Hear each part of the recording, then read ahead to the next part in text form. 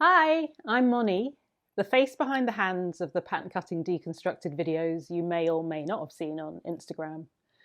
Um, I wanted to talk to you about a bodice block and what that means what that will mean to you if you're following the videos that are being revealed over the next 3 months for Seamwork.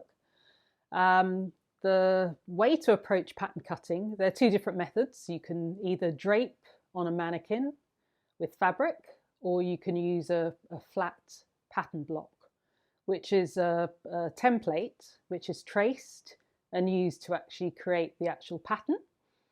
This pattern is then toiled in a rough calico or other cotton, and it's fitted, and then I guess transferred. All the alterations that you might make to this toile are then transferred to the first pattern, which is then redone as the second pattern, and your garment will then be made from this finished pattern and will be ready to wear.